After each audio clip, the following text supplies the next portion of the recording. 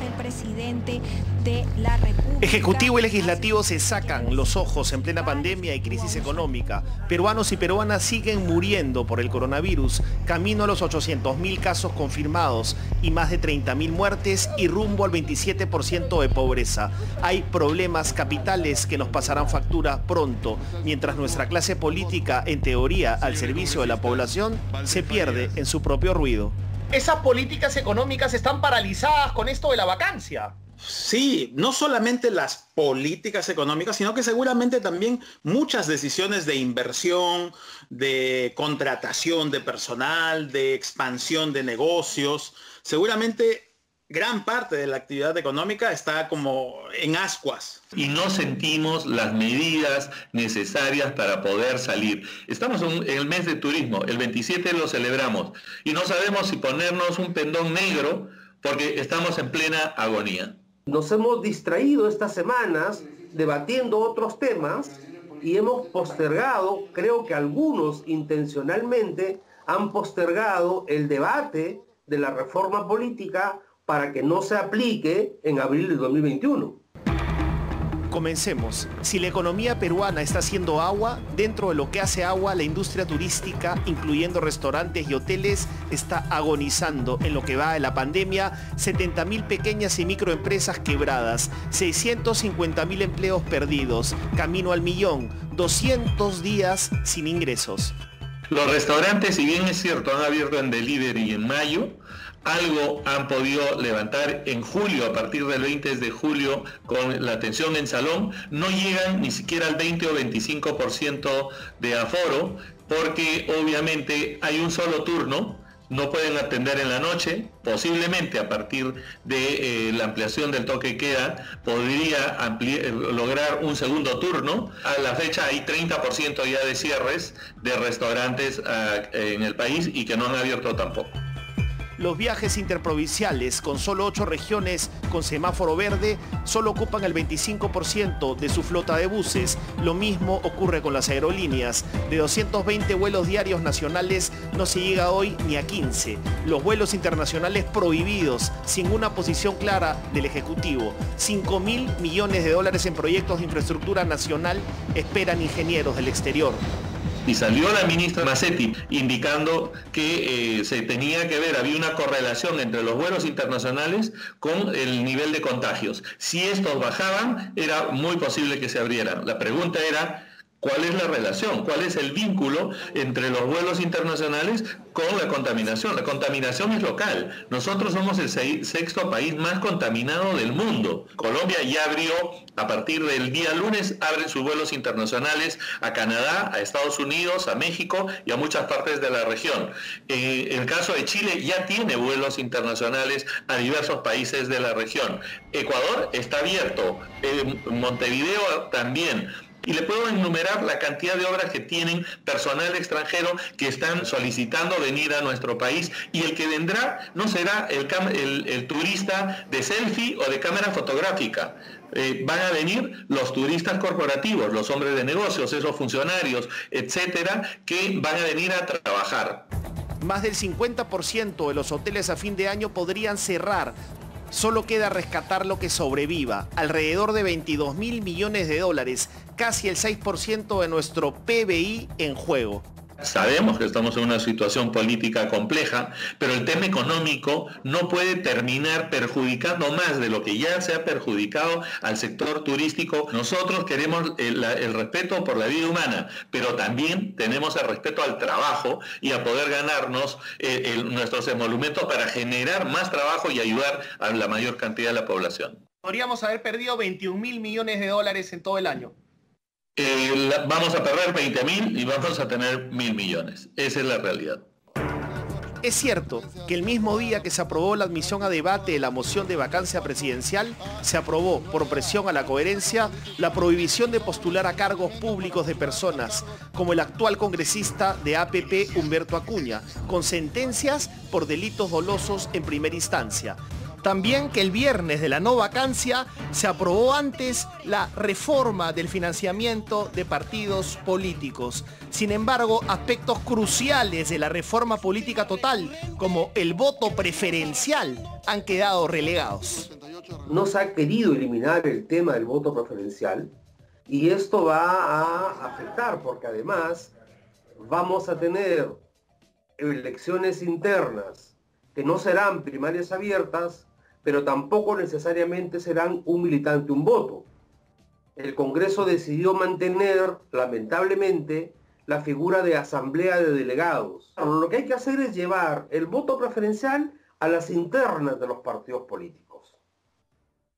Si no lo hacemos así, entonces lo que vamos a tener es, nuevamente en abril, una competencia no solamente entre 24 listas al Congreso, sino multiplica 24 por 130, que serán los candidatos. Y entonces tendremos una batalla muy grande donde va a primar quién tiene más dinero para repartir alguna dádiva o para hacer campaña electoral.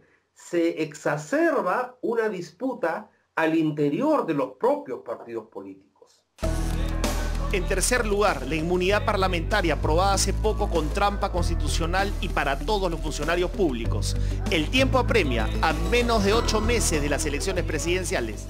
Ese tema que fue, digamos, mal aprobado, tergiversado en la legislatura anterior, porque entonces se modificaron, recordaremos todos, en 10 minutos, 5 artículos de la Constitución, tienen que volver a discutirse para que pueda aplicarse a los congresistas que serán elegidos en abril de 2021 y dejemos de una vez el blindaje que se ha manejado hasta ahora, lamentablemente, ¿no?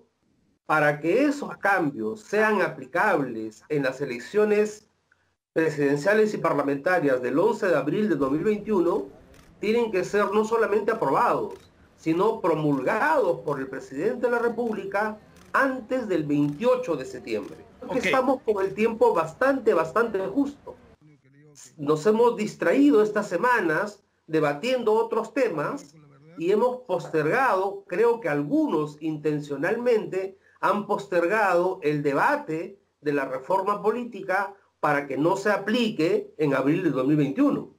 De otro lado, ¿cuántas decisiones de gestión sanitaria en plena emergencia se estarán dejando de tomar por esta crisis política sumada a la de salud y a la económica? Incluyendo las compras de las vacunas, por ejemplo.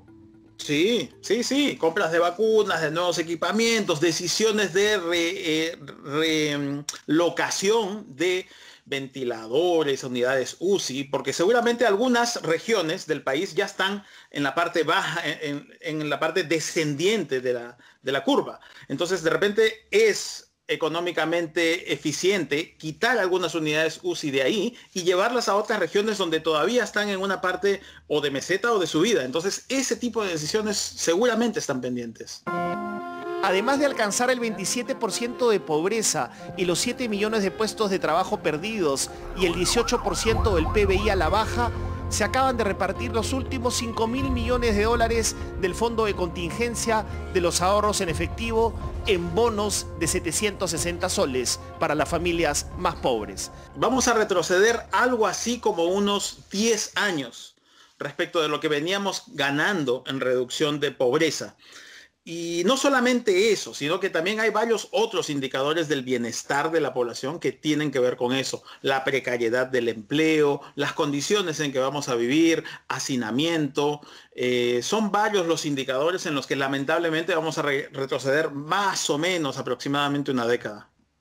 El tema de la reforma de pensiones, AFP y ONP en manos ahora del populismo legislativo del corto plazo, sin proponer ninguna reforma estructural del sistema porque tienen otros intereses. El tema de las pensiones es una acumulación de fondos para el largo plazo. Dilapidar todo esto en el presente sin mirar el largo plazo es un riesgo enorme, es un riesgo muy grande. Por un lado está ese problema, pero por otro lado está este otro problema. Nuestra insatisfacción con el sistema de pensiones es reflejo de una insatisfacción aún más grande. Esto es reflejo de la disfuncionalidad del mercado de trabajo. Entonces, no basta con resolver el sistema de pensiones, no basta con resolver algunas reglas de juego ahí. hay que resolver algo que está mucho más en la raíz de nuestros problemas, que es el trabajo. Y nuestro mercado de trabajo es altamente disfuncional. Tenemos muy poco empleo en las empresas medianas o más grandes y tenemos demasiadas empresas muy pequeñas con empleos atomizados y tenemos demasiado autoempleo. Tanto el empleo de firmas pequeñas como el autoempleo son empleos de muy baja productividad. No nos hace bien en el agregado. Eso tiene que cambiar, porque gran parte de la salud también se financia con impuestos a la nómina. Entonces todo esto debería verse en un conjunto dentro del gran marco de la reforma laboral. La cereza de la torta fue la aprobación populista en el Congreso de titular formalizar las invasiones en zonas no aptas para vivienda hasta el año 2015 a inicios de la semana. Lo que hacen es, de alguna manera, formalizar la informalidad, legalizar la ilegalidad. Estamos acostumbrados en el país a este tipo de moratorias, paréntesis, permisos especiales, que lo que nos hace es perpetuar la informalidad y la ilegalidad. Que después llega un niño costero, llega un terremoto, llega una catástrofe, y ahí es donde sufrimos las consecuencias de la mala previsión previa. Ya estamos advertidos, ya deberíamos haber aprendido esa lección. No sé por qué seguimos fallando en ello. Peruanos, peruanas, ¿en manos de quién estamos? ¿Cuáles son nuestras prioridades en una crisis económica y sanitaria nunca antes vista? Que Dios nos coja confesados rumbo al Bicentenario suena conocido.